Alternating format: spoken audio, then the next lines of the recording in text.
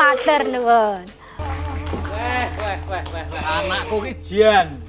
Anakku lho iki. Piye Pak Pripun Bapak? Piye? Nek ra niru bapakne apa iso nyanyi ngono. Mangsa. Bangga mboten gadah anak kaya Wah, bangga aku. Oh, bangga. Kok bangga to Pak iki lho? Bangga iki bahasa Indonesia. Nek Jawa? Bangga. Ya ora ya bangga ya bangga. Nggih. Wah, entuk mesem guyu kaya ibu-ibu, bapak-bapak. Nggih. Wah, lah. Al hayune ya ampun. Sinten lho? Ibuke iki lho ono. Oh. Apa ya bapake sing ayu lah ya. Tak kira kula sing dialem ayu. Oh, lho jenengan kok malah nangis to, Bu?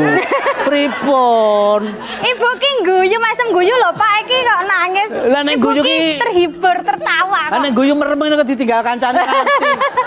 Lho kan sipit. Nggih Bu. Waduh jan remen nggih Bu nggih. Alhamdulillah. Aduh nek remen nggih. Tepuk tangan. Iya. Ngene, aduh. Pripun Pak? Iki nek kowe duwe kabisan kaya ngono kuwi. Wah, aku ki jan wah yes. Kelingan nek jaman biyen to. Nggih. Aku ya kelingan lahirmu biyen mang kalungsus. Wah. Kalung usus niku. Nek kalungan rancaan gender. Kalung usus niku mboten klentu rak ngangge napa-napa sarwa patut pantes ngoten to Pak? Apik pantes tur luwes. Anake sapa sih? Ah, anake Dalijo. Lah tak jenenge Uut Dalijowati. Lah nggih, kula niku nggih nek merengut malah gemeske ati. Wah, anake sapa sih? Anake Dalijo. Kula niku nggih remen lho Pak dadi putrane jenengan. Wah, aku dadi bapakmu iki seneng banget tak ya nek. Abah episode selanjutnya ini bapakmu terus. Mas, tolong disetting sing bonang Mas, di close up. Kados nuwun saya penjenengane pepundenku. Nggih. Kados Bapak Amin Rais. Nggih leres. Leres. Apa yakin sumpah? Nggih. Nun sewu. Nggih. Saestu lho kalau aku mengkaget lho.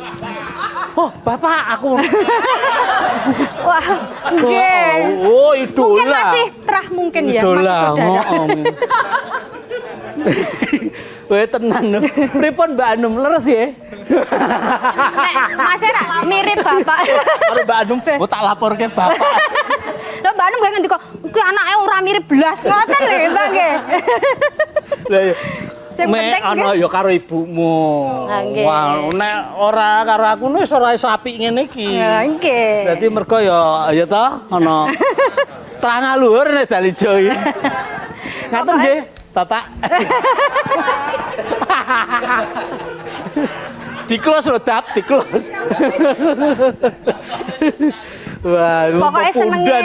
senenge kula niku dadi putrane jenengan niku lho Pak. Nyuwun napa-napa dituruti. Wah. Aku aduh yo aduh. Ih, Ngatos-atos to jenengan iki yo ngopo? lah yo wong anu joben kok. Kene kok malah ngono. Joben kok iso nendangi sikil. Pokoknya nyuwun napa-napa jenengan turuti lho. Wis to. Pengen apa ya? HP dipundhutke. Nah, saiki 15 to HP-mu. Oh iya. Yo 15 digo kabeh. Satu lagi lho 16. Siap. Iki sing pokoknya engko tak pundhutne neh sing ki varian terbaru. Sing Biasanya kan layar sentuh. variannya kok penyakit. Ya maksudnya iya betul varian. Ya, maksudnya ini jenis baru yang belum dimiliki oleh manusia pada umumnya. Ya ning berlebihan nek wonten niku. Kuwi HP ini langsung saka satelit. Nah, kuwi tak tukokke pokoke ayo nek awake dhewe ngelingi jaman biyen ya ta. Pripun? Kuwi biyen Iya, cilik iki ora tak mimi susu. Dadi mimik napa? Kuwi tajin. Tajin karo tak campuri uyah sithik ngono. Ya karang ora duwe ya Pak Ndek Ben. Malah kleru tawas barang tau. Wah, lah sejune ora keracunan lho. Ora suaramu lek saya apik. Oh dadi suarane apik iki mergo di Oh kuwi ya to biyen bapak ngerti dhewe to. Omah ora kaya ngene iki. Lah nggih, sakniki wis magrong. Wah biyen ki ming wis ming nunut kono nunut kene. Aku ki ming duwe kathok siji klambi siji. Hah? Tok jimbiji. Wah, Aku biyen karo Wah, nggih mboten, ah. Heeh. nek kathok siji klambi siji, njokne pas dicuci njenengan nang nggon apa? Masa ya mboten ngangge awer-awer. Pak iki lho lucu. Nek ibumu pas ngubah kathokku karo klambiku kuwi. Nggih. Tak ini siji to. Nggih. Aku ki mlebune gulungan kepang. Ngerti kepang to kowe? Ngertos lho. Sing dikeki mepe pari ki lho. Nggih. Jiran gulung. Aku gulung ngono nganti sak garinge. Njak dibuka. Nah, dibuka klambi garing keroken aku. Oh, gatel kabeh to. Kowe kari mbayangke piye rekas aku mbiyen. Terus penting sakniki rak pun Wes. benten. Keadaannya sudah berubah total. Wah, tenan aku iki mbuh kok wis pokoke kabeh iki berusaha. Berusaha Men kita Jawa ngono lho, Bu. Nah, sehingga monggo acara badhe dipun milai. MC saiki lho. Andek mun ana ngarani regane. Aku. Sinten? Nggih jenengan ta? Aku. Angger Sukesno ya apa? Ngene. Pokoke kowe diperdi sing tenanan, pokoke engko iki bapak arep anu duwite lemah neh sak omahe. Wah. Heeh. Ajeng mundhut omah sak lemahe. Meleh. Lemah katutan omah ngono lho. Nah, kuwi engko tak arep tak bangune pendopo ngene iki. Iki lak madhep Lah mengarep. niki rak pun gadah masa ajeng Lho, meneh mburi tak bangun pendopo. Dadi pendopone ngarep buri. Iringan kene pendopo kabeh. Dadi aku dhewe bingung ngono lho, Sek. Sik ning kula tak takon lho Pak e. Apa takono Dek bapak iki karo anak iki sapa-apa Jenengan ki saged mundhut napa-napa niku usahane napa e? Belum. Sok kula dadi anake seprono-sprene kok mboten ngerti usahanya Ngene. orang tua tuh. Sing bakune. Sebagai anak kan aku gimana? Durhaka. Yo oleh ngono ora apa-apa ning bakune saiki rasakno wae kenikmatan yang sudah ada. Oh. Nikmat apa yang Kamu dustakan. mau dustakan? Ya apa mau apa? Itu loh. Jadi apa pekerjaan bapak, anu bapak wis bapak sing nanggung. Wis engko Ning kula kan ya nek di rasani tangga-tangga kula kan ya piye. Biasa. Ditekoni wong tuamu ki jane nyambut gawe apa to kok wah jajan apa-apa iso anu kula rak ya ora iso jawab. tonggo kuwi sini, keplok ra tombok. Ya nek ana susahe kuwi nyoraki, nek ana senenge ngrasani. Wis biasa kaya ngono kuwi. Ngono lho. Kula memikir yang lebih rasional daripada mikir lambe-lambe turah ngono. Sing penting sakniki pun Iya lah, napa-napa keturutan. iya, wis ngono. Wis uripe wis bejo ngono ya Lah Pak ya. bejo. Oh kuwi sing baku. Nggih. Iya ta? Pokoke nyon napa-napa tumbaske lho Pak. Pengen Apa wae wis. montor ngono tumbaske. Aja meneh kok montor, helikopter. Tumbaske. Sing nek disetel kono tung. Kayak dolanan lho. Wis ngono ya. Nggih. Wis pokoke bakune kowe bahagia. Kowe arep njaluk rabi kapan sak wayah-wayah. Wah. Heeh. Siap. Heeh, tenan ya. Kek kok. Iya.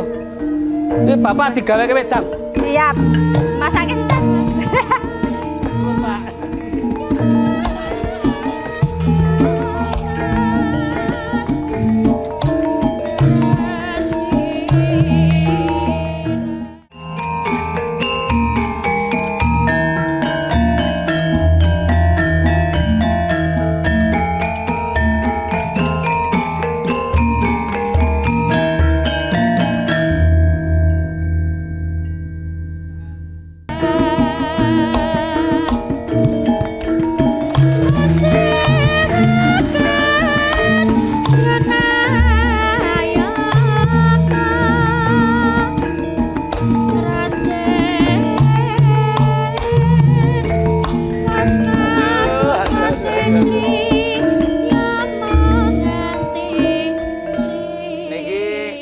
Para pamirsane kathah ibu-ibu. Angger aku lewat klesak-klesik sing arep ngrasani, "Legine cilik to Tejo."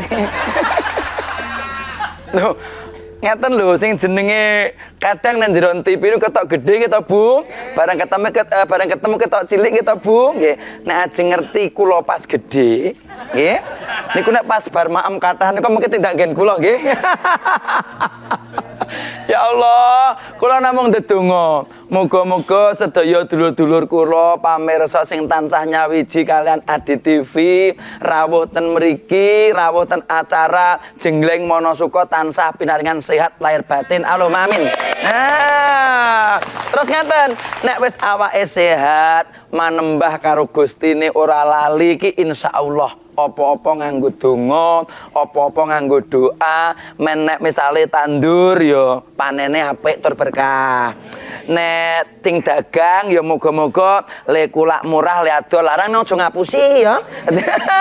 Ngoten. Dadi sing pegawai negeri ya mundak pangkate, mundak bayare. Mas Tejo sing pelaku seni ya bisa sehat dan menghibur ben seneng hati. Allahumma amin. Terus ngeten, senenge nyambut damel makarya wonten Jengleng Monosuka menika remen sangat. Karena apa? Studio kita bersih, rapi, terus para kameramennya, terus teman-teman karyawan itu sapanya tuh ramah, selalu senyum. Tepuk tangan dong buat kru produksi semuanya. Oke, makasih. Aku dikesapen talem kok malah meneng bae kameramu. Kesapen. Nah gitu dong. Ini yang menghasilkan gambar-gambar terbagus. Kawan-kawan kameramen kita. Tepuk tangan. Dan lagi sing selalu mengiringi dengan irama gamelan nuansane menika Jawi banget, Jawa sangat neng ati maknyes menika putra wayah sindenipun namine Mbak Niken. Nah, menika dari Gunung Kidul, namanya karawitan ini atau naminipun Monosuka Laras, karawitan Monosuka Laras. Wonten sing rondo niki senengane rondo-rondo.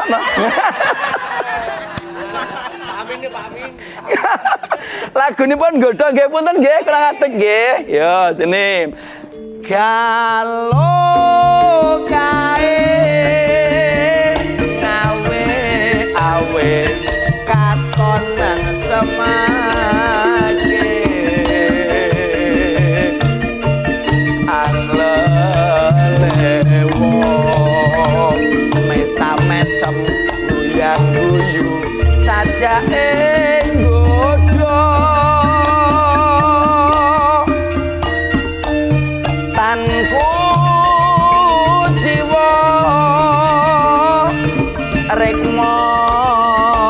panjang esem pahit madu gawe bingung dekek pipine katon kingsule ati kulimu aduh dewaning rasa suwe-suwe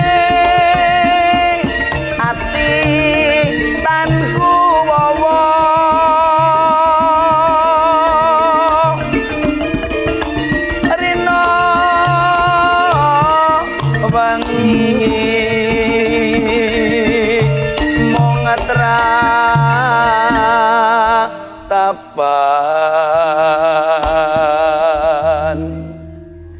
menika mirunggan kagem pamirsa kula ingkang bapak-bapak wonten wingking matur nuwun lho sudah mengalah tempatnya sing putri-putri taruh di depan kakung di belakang berarti itu salah satu bentuk cara mensupport Mbak Anum walaupun putri tapi di depan oh gitu nggih bapak-bapak nggih matur nuwun ibadah ampun lali sembayangnya aja lali ndongake bojone dhewe ben setia saiki godaan niku akeh nggih mboten?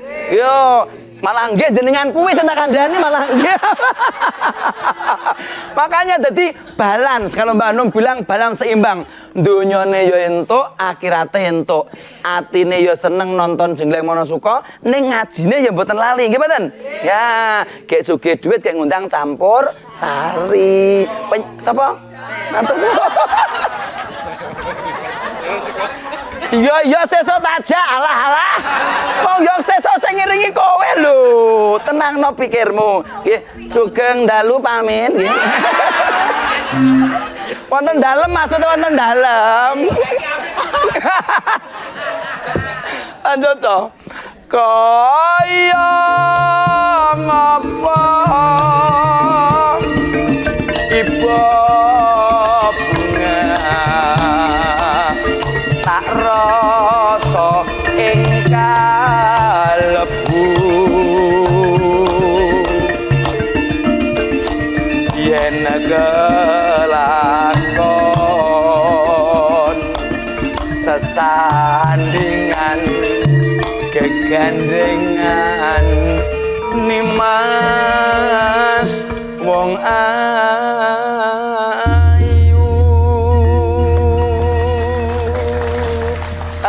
ibu-ibu kali nderek titip pesen nek kalau mongso pas kumpul pengajian disampaikan diinfokan ke konco-konco ayo do nonton Jengleng Monosuka neng Adi TV yo ngoten nggih nonton neng kono ana tejo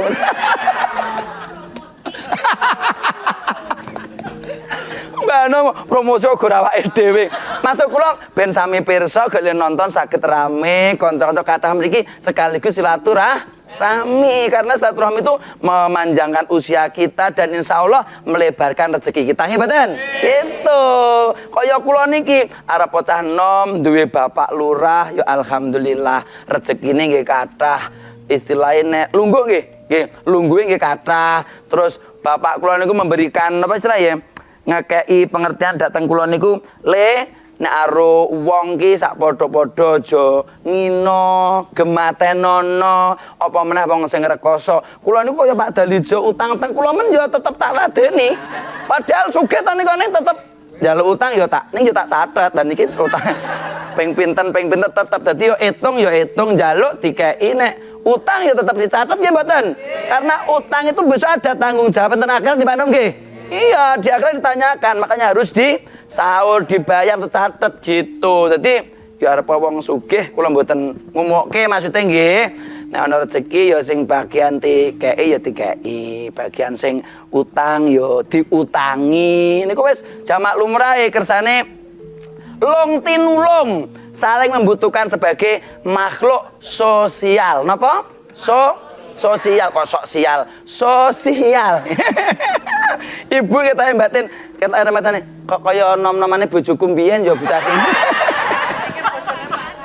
Oh ngoten to ya ampun nggih Bu alhamdulillah ya Allah. Iki mbahku ki lenggah jane ndonake ya ampun. Ya Allah paring ana sehat rezeki kathah dulur-dulur kula niki ya Allah. Ben selalu bisa mirsani tindak mriki nggih Bu nggih.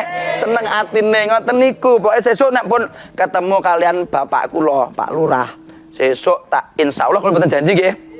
Nek ketemu bapak kula pas istilahnya bapak teng dalem, sesuk nek butuh duit ngendika mawon. Pira butuhe?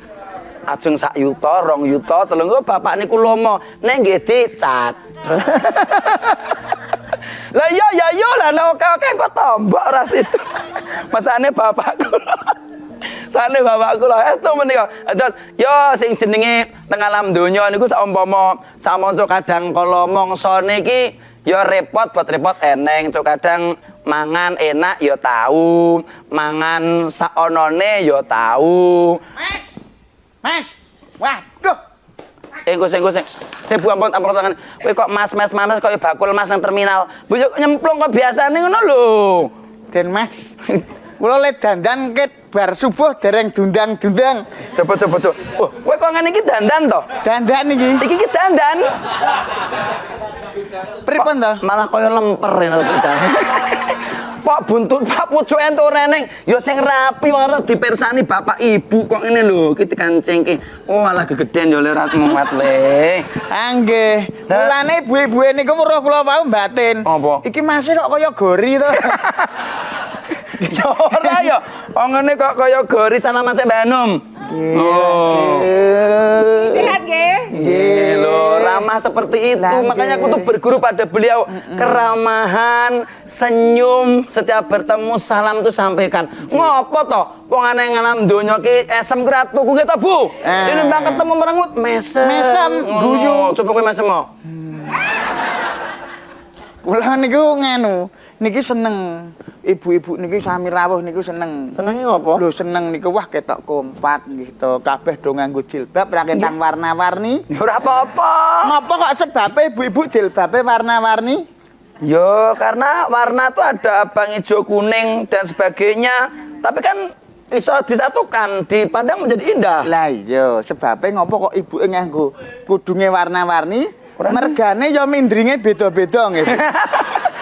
Barangan. Rumah samu mendreng Pak, ya ora. Lah kepripun? Sorry nek ibu-ibu tepuk tangan Bu. Masa dikatakan katanya mendreng? Tidak mungkin. Lah piye? Kredit. Padha. Ya Allah, ngapunten Tanjung Perso. Menika sedhek sange putih to? Oh, ndawong, Masya Allah. Ini masuk wilayah Selo Martani. Selo Martani. Oh, dulur-dulur pengajian Selo Martani sudah mawon. Sing urung ndak mriki kapan ndak mriki nggih. Oh, ning kene. Mumpung kowe nang kene aku curhat sithik Mas Pur. Pripun? Iki Pak Dalijo iki lho. Le nyilih duit aku jaman semono nganti kaya ngemis-ngemis mrene kelingan ra. Nggih. Anti akhirnya pas aku rono ngomah yo tak terke ning perapatan sing nggon katas-katas akeh kae. Nggih. Ketemu ning kono duit wis tak kekke. Terus le janji jarene ndang ati balekke. Terus? Ning kena ngopo nganti saya hene iki tak tagih yo urung balekke. Aku ora kepenak dhewe lho Mas. Padahal niki lho. Lho. Pak, Wis ping 29 lho Mas, ora ngangsuri Mas. Kok ngangsur ora nyauri Mas, aku nagih ping 29 iki. padahal niki Pak Dalijo niku kula krungu kabar. Niku bar nukokke HP anake paling anyar. Nek HP niku nek sing biasa niku nek paling mengirim pesan, ngirim WA. Niki terbaru. Kepiye? Nek biasa rak ngirim pesan, ngirim WA, niki iso ngirim santet. Pripun niku? Saking Aja medeni to. Saking canggih. Aku ki kulino WA-an karo Pak Dalijo e. Lah, nggih. Wingi tak tagih tak WA. Tapi ora diwaca. Lah nggih Dek iki. Ana sing diwaca ora dibalesi. Nah niku lho. Jujur ya Mas, aku ki nek arep nagih terus apa meneh moro-mrono ki aku ora enak Mas. Nggih. Ora enak ro anake wedok lho. Lah, Kan nggih. ya gede cilike kan dulur-dulur pirsa nggih nek kula ki ada dengan Mbak Uut. Lah mosok to, tapi kan yang namanya utang kan perlu di Anjir. saur. Wong kula mawon WA Pak Dalijo niku mboten tau dibales kok. Pas ketemu kula takoni jenengan niku kula WA kok mboten bales Pak Dalijo ngono. Aku isin tulisanku elek. Kan tinggal mengetik. Bengi jare kondone Mas Alvan niku Mas Alvan sing demung. Jare tuku motor gede tenan kok. Tuku motor gede niku kula ki dumuki. Numpak motor war. Por. Kaya ngono kuwi lho. Tetuku barang-barang mahal iso. Iso. Ning kok utange ra 3 Lah iya, wingi niku mubeng desa ngumuki kula. Wer. Por. Kowe tau duwe motor ngene iki urung ngono kuwi. Dereng ngono kuwi. Lah enten apa to? Arep takon rime nggo nendi? Mosok gas kabeh. Ya ora mungkin. Ini. Piye ya? Saya bingung aku Mas. Lah pripun? Posisi saya tuh membingungkan. Nek aku arep iyik, nek lewat WA ora digagas aku nagih. Nggih. Ning nek aku ki teko Mororono, aku ora enak Dek Uut. Adakah solutif? Nah niki solusi. Solusi kok. Iya solusi. Nah niki ngeten iki mawon. Awake dhewe sing paling kepenak niki sowan kalian Pak Bayan. Wah, Lah apa hubungane wong utangku Pak Dalijo sowan Pak Bayan. Lho, kok malah Pak Angger malah bingung malah urusane kepiye. Maksudnya niku kan beliau le menyampaikan niku luwih sekeca ngoten lho Den Mas. Tapi ngene lho. Aku ki siji tak kowe. Sing tak blok iki kowe yo, kowe ketok tandane yo. Nggih. Aja krungu penonton. Nggih. Dadi niki acarane mboten disiarke kok. Oh ya. Dadi aku ki tau mara-mrono Mas. Pak Pruput bar subuh aku mangkat. Setengah 7 teng nang daleme Pak Dalijo. Oh. Wonge genyapu ning ngarepan. Terus Tak rungok suara nyanyi-nyanyi nembang-nembang. Ngono tak aku mokro. Mas Dalijo no. Langsung glempang wonge Mas. waduh, Sapune muncal langsung wah. Mas Dalijo sugeng ngenjang. Wah. Dadi malah kaya ndelmeng lho Mas Pur, kan aku ya wedi, aku langsung balik. Waduh. Wingi ketemu nang pasar wedhus. Nggih. Tak takoni, Mas wingi pripun ya keneng napa jenengan ki? Ayo gak utange dirimbuk langsung. Ngono lho Mas. Gek Apa ngene wae? Pripun? Kita menyampaikan ke Pak Bayan hal ini. Nggih. Pokoknya nek istilah lendlemeng kaya ngono kuwi utawa le omongan ranggenah kuwi sampaikan tu aja. Ayo tambane napa? Lah kok misale Pak Bayan mundut tirsa. Lah ngopo kok kaya ngono? Mergo utang lah beli lagi dijelaske. Cocok. Nek lanjut langsung ngomong utang ora enak Mas. Ora enak, nggih. Wes tetep ya. Monggo, Ayo. pripun benake? Ayo.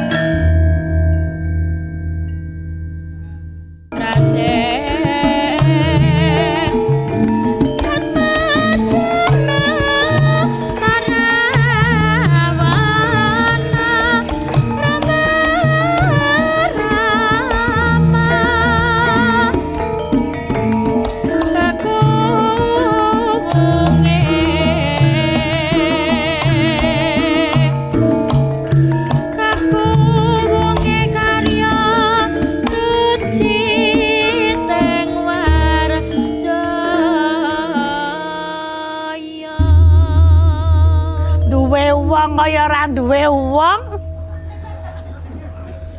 Jogan regete kaya ngene, ki bar nggo ngosek-ngosek sapa ngono. Pun mboten ndek bapak kula, Pak. Kula ten iki meng kalih Ki Bayan.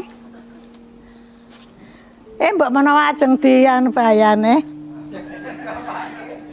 Ya dipek. Walaupun bagaimana kan kebutuhan biologi. Oh tiba. Engko tak kane njukuk ke Pak Bayan. Kanggo alasan lha iso aku omong-omongan. Kula niku sedinane niku omong-omongan narang-arang. Dijak omongan pisan pindho niku rasane wayem merah jamak-jamak. Mbok menawa niku jodoh kula. Ning nek disawang-sawang niku kula ya isin. Kula wis setua ini nggih. Pak Bayan ya isih cara bocah iki menjahe, ora kemencur. Nek orang nglakoni omah-omah senajan tuwa niku godane ya akeh, Bu. Tenan kula niku nek tak turuti godane akeh. Ning ya ora tak turuti wong kula duwe tujuan. Nek tujuane wis kelakon ning nggih mbok disekseni mawon nggih. Nek kula niku wonge ana ora ya? Kalih Pak Bayan niku ning ampun ngendika sinten-sinten lho nggih. Kula mung karo panjenengan tok. Memang ada rasa. Kowe ki ora tak jak omong kaya nyambung. Yes, semoga saja Tuhan mengabulkan. Nanggap napa apike? Nanggap jenggleng Monosuka. Engko angkose nyuwun bantuan Bu Hanum. Muga-muga mawon piyambake penggalihe krasa. Ning ketok ya ana wong wedok liyane sing cedhak. Kok napa-napa mangtawake arep nanggap napa? Sampeyan ajeng duwe gawe napa, Mbok Di? Ya seandainya mbok menawa Nggih. Ajeng duwe gawe mbok pripun? rene omongan kok ado-adoan. Wah. Lah kula wonten iki ra nggih. Mbok Di Lah. sumpun midanget to, wis krungu to. Ya nek ana piyayu kaya aja mbok Dik. Lho. Ketuan. Lah kula le ngaturi pripun kawit biyen kula le ngaturi ya Mbok Di. Lah kula ngaturi pripun? Jeng. Jeng nek monggo isih perawan ngono tak aturi jeng lah. Wong ora weruh wong ra ya muni jeng ra apa-apa. Nggih, sing baku ora ngowahi. Nggih. Ning ya aja mbok Dik. Nggih. Lah marake menurunkan hasrat. Nek manut. Apa? Agak nganggo hasrat bareng. Orang tidak mempunyai hasrat, ya ora spirit hidup no. Oh nggih. Gegayane urip niku nek enten pengangen-angen ten riki, belanjer uripe niku ora mung anyep kaya bokonge wong jala. Nggih ta? Nggih ta wong jala niku ora bokonge anyep. Kok tekan wong jala lho. Tegese gegayuhan niku nek tansah sumimpen ning sakjroning dada ngriki, niku uripe niku anget krasa penak. Ngoten ta? Semanten ugi kula Pak Bayan. Nggih. Wong urip mono nek ana kancane menika tentrem. Noleh rono ana sing dijak omong, noleh rene ana sing dijak pertimbangan. Sik. Lah sampean ra ya wis tak kon ngrewangi nyambut gawe nriki niku ra ya wis ana kancane to. Nek kancane kae kebiasaan. Lho, lanjut nek kula ngaturi panjenengan tak kon rewangi nyambut gawe nriki nek ora kon ngewangi ngrampunge gawean omah kan ngapake. Kok sakmono dikandani. Kan tahu sendiri. Sik ta. Panjenengan kok ngane-anehi to? Ngapa to? Wong adate ya ora tau ngendika ngoten niku kok njek saiki. Ora tahu saiki ditaokke. Mergo kepinginane arep ditaokke rasane sih malu. Lah kok kata-katane niku anyar kabeh ana hasrat, ana Wong urip ki kudu duwe kemajuan, ora mung monoton. Kula niku nadyan toya urip ijen. Ning pun kula nikmati, ngerti para sedulur-dulur ing sak kiwa tengening desa ngriki niku urip tentrem niku ya wis kepethuk niku pun dadi tanggung jawab kula. Menikmati itu tidak bisa menikmati kok sendiri. Yang namanya menikmati itu ada saksi yang lain.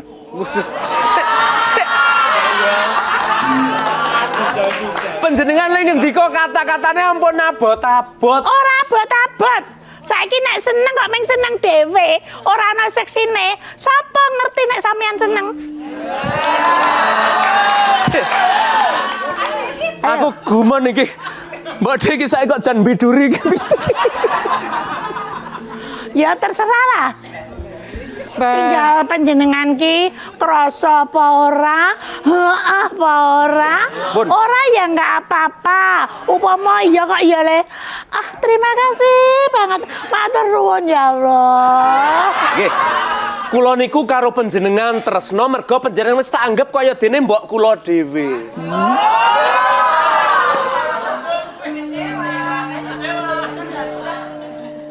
Ya kata-kata ngendikan sing kaya panjenengan kaya mbok kula dhewe ki wis njur arep tangi wae aras-arasen. Jan kayute napa? Ora ana semangat urip kok, Pak. Ya aku dikai micin. Batman. Nggih, niku dirembuk sesuk Dharma ya mancing saiki sinumpet. kok. Mboten kok jar saiki. Lho, wong dhewe mresani saiki pentase saiki kok sesuk. Sesuk iki dening Mbak Anu arep ditimbali melih sampean niku. Lho nek ora nah ya tak seneni. Wani napa? Wani napa? Ndukani Endi Mbak Anu. piyayine? Lho, kok dadak mundut presahan iki? Wes, arep ngendika apa? Endi le arep ndukani pripun? Benjang malih nggih, Bu. Ya. Oh, cari arep nyengeni kan jera brek. Benjang maling ya, Bu. Mula kula kepengin ketemu, kepengin sowan. Bu Anung menika nek ngene iki padha karo memetri. Ten riki niku pancen budayane awake dhewe. kula arep piyayine nom niku wedi banget. Lah piyayine apian. Pak Bayan. Weh. Pak Bayan. Monggo Mas Tejo. Lah kok karo ulu cumbu. Ulu cumbu nganti-nganti melu bocah iki. Bulu cumbu niku napa? Walah nganti-nganti katut iki lho. Alah. Mas. Koyone awake dhewe sowan Pak Bayan ki situasinya kurang kondusif ini. Kok sampean iso ngendika ngoten? Ketoke ada temanten baru ho ho hi he ho ho hi he. Nggih. Nyuwun pamit Pak Bayan ganggu. Kok njur kesusu? Aja ngono. Pripun to?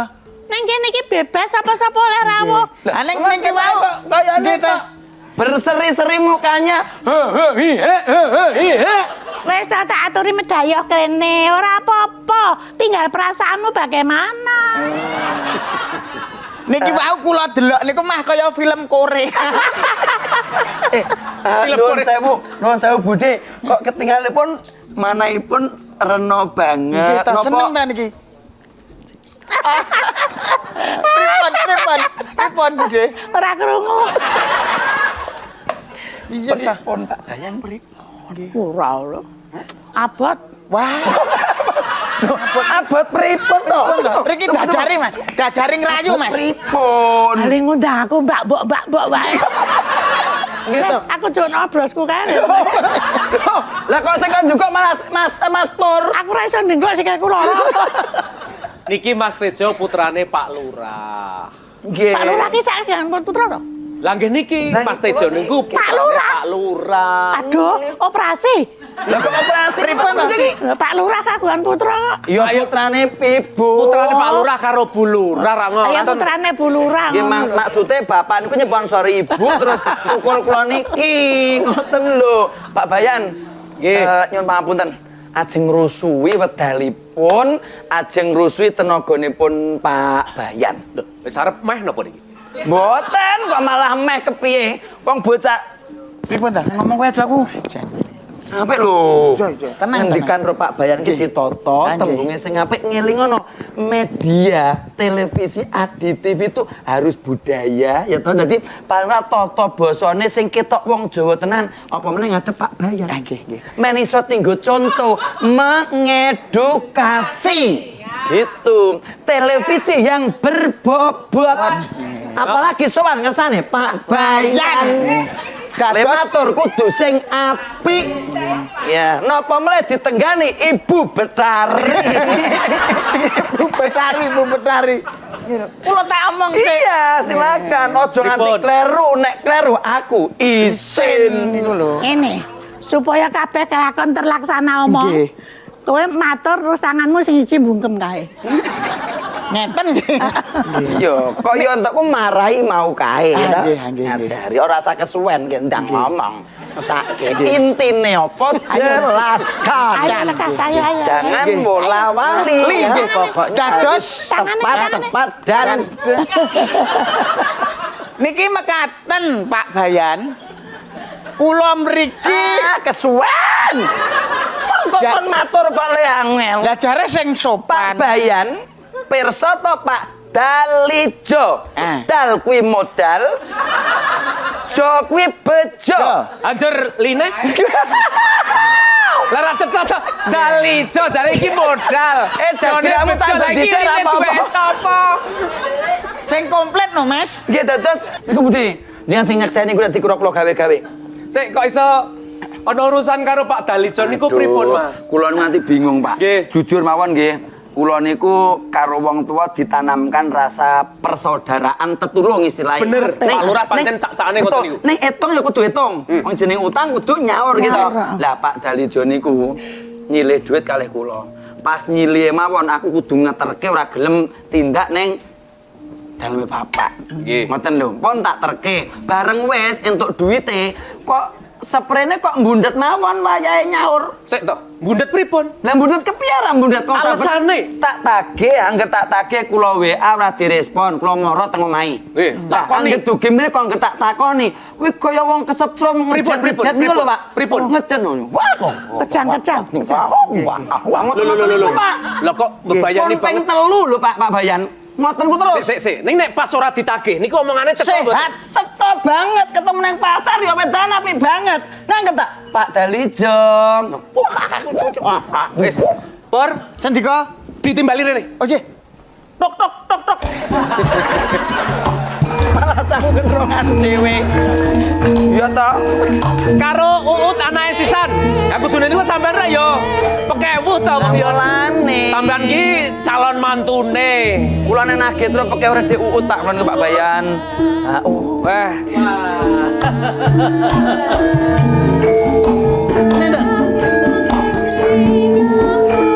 Weh, menika Pak Dalijo. Injih. Kalian Kang Putra? Menika anak kula. Pak Dalijo. Menika kali Kale Kang parang. Putra kok kucinge melu. Pur, Mboten nonton kok. kowe iki rombongan kene. Oh, nggih. Mula ket wau kula kinten lampune mati bol ketutupan gelungan. Niki Kang Putra. Injih Wah, Pak Bayan nggih. nek delok niki Mbak De, niki nek delok putrane, iki kok ya mesti Budalijo ki ayu mbiyen-mbiyene. Nek delok anake lho, aja delok bapakne lho. Titise widodari. Betari sinten? Durga. Durga to Pak iki. Durga ki pas ayu kae. Lagi do wilujeng ta niki wau lirampung mriki. Kadiparan pawartanira. Lho kok ditakoni malah genti takon. Kuwalik, kudune rak sing takon kula. Kadiparan pawartanipun. Oh lah kesuwen sampean.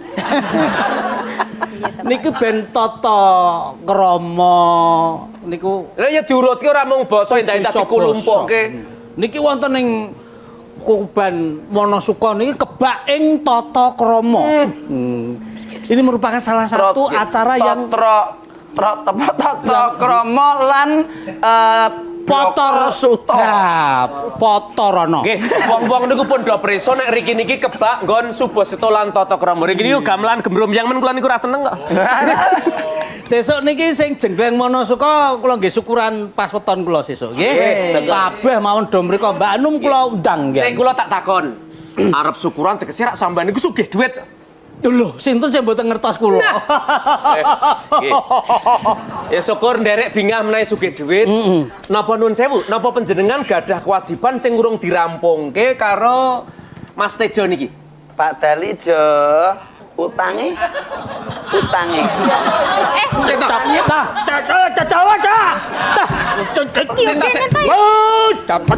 Kek nek jenengan midang ketok kasah apa? Midang ketok mawon. Pecah. Sapa sing pecah? Lho. Ngeten niki, Pak. Sik to, jenengan midang waduh, ketok mawon. Wedi to, Pak. Sampeyan mbok menawa napa duwe utang kalih Mas Tejo? Tak tahu ciki. Apa ciki? Tak cates. Kota. Lho kok Pati campuri ciki. Oh, ciki kota buatan. Ayo kula wedi to Pak Bayan. Mbak Ut, Dalam niki Pak tung Bayan. bapak ki piye? Karepe piye nek crita ngene iki piye? Dada putus ciki. Anu wae, saiki mbangane awake dhewe repot. Digawe nang UGD wae. Ampun to Bro, mboten napa-napa lho. Apa ngene kok niku sehat, mboten napa-napa. Cekatur. Kayak apa cekatur barang ki. Wong wau niku sehat enten dia mboten napa-napa. Wong aku yo meruhi dhewe nalika rawuh ning papan kene tak jak omong-omongan ki yo cedhak. Wis ngene wae. Ngeten mawon Mas Tejo. Mbok dhewe nyeran sesene nggih. Iki nek utange Tejo kuwi ora ndang dibayar aku arep duwe cara. Men sewu. Nek Pak Dalijo iki mari sekolarane pokoke rampung.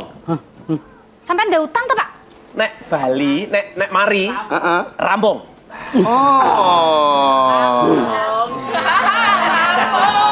Nek mari rampung. Sampeyan nek pun mari to. Iki ana apa to iki? Ya. Iki lho. Lekas ini Pak.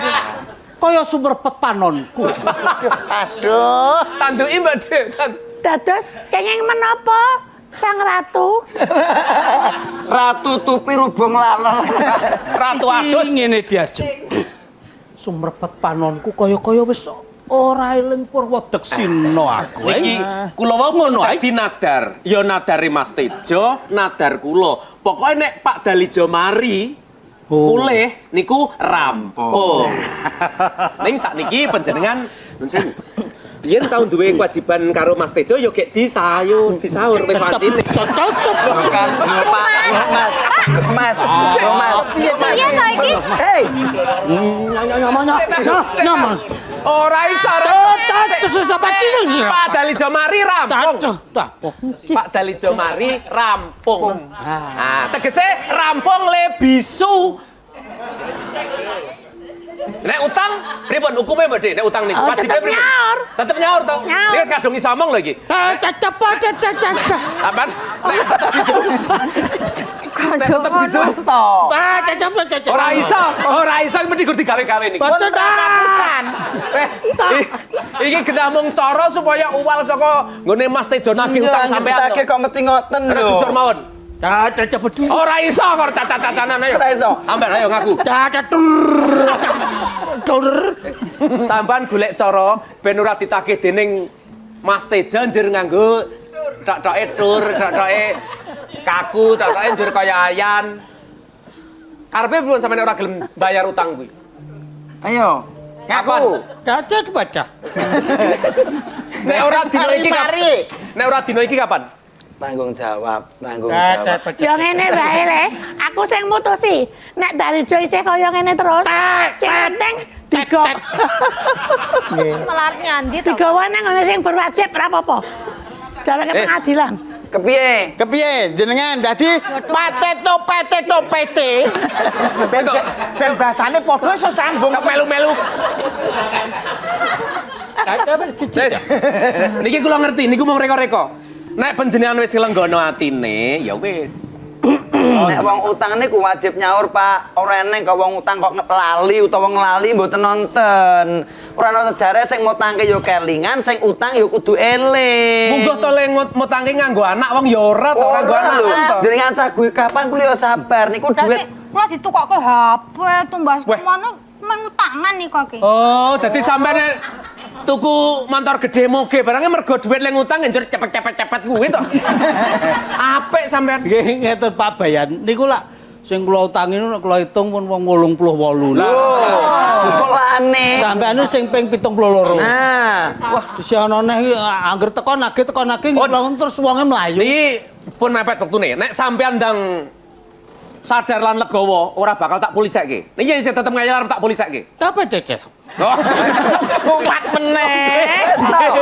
wis iki ora rampung. Saiki do rekonsiliasi yo. Nggih, pun kula sahur. Pokoke bar niki, Pokoke aja nganti padha prengat-prengut yo. nggih, kula sahur. Iya. Tenan lho ya. Nggih, bar acara niki.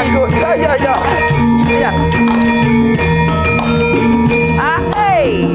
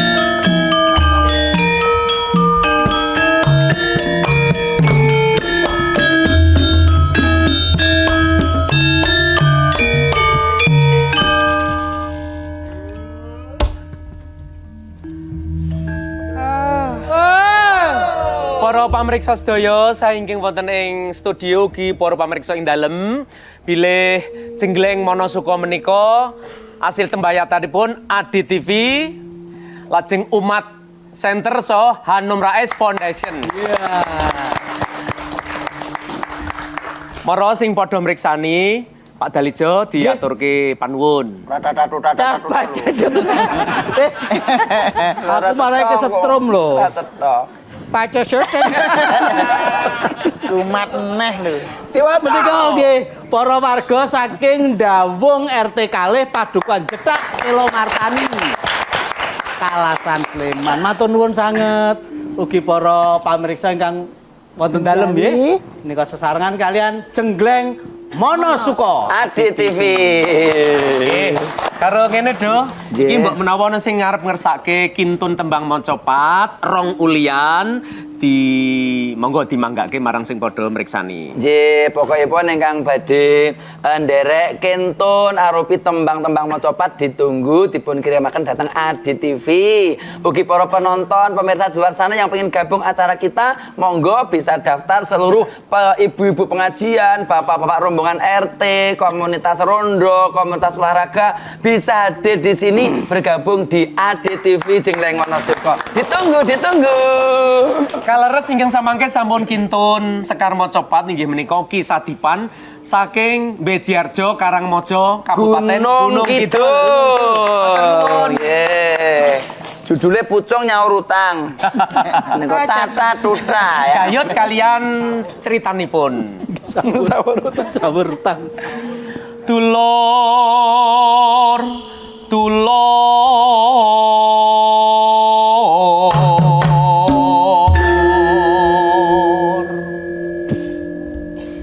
sanak kadang dipun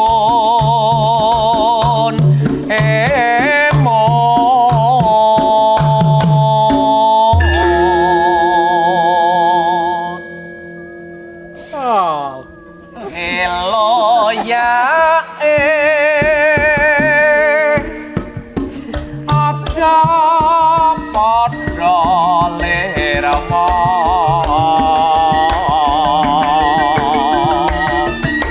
lapun darbe utang sile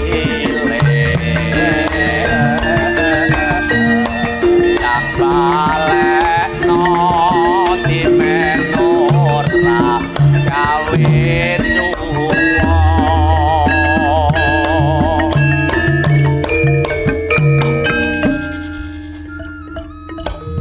isih setunggal podo monggo Langsung palaran nggih. nggih Cuwo iku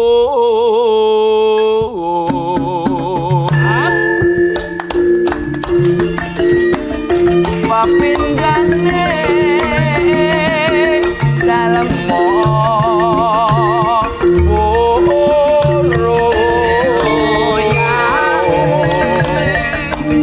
ing lair ngeleng gono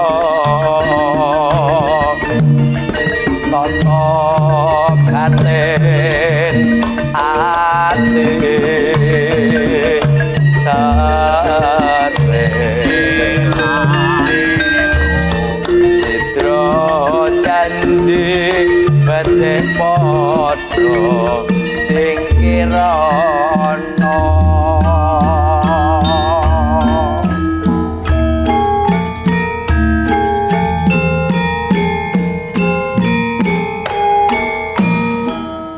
Para pamriksa ngaturaken genging panuwun panjenengan anggenipun mresani ngantos titik purnaning gelar Jenggleng Monosuka wekdal menika. Sak kondur panjenengan nderekaken kasugengan, mugi rahayu ingkang pinanggih. Assalamualaikum warahmatullahi wabarakatuh. Waalaikumsalam warahmatullahi wabarakatuh.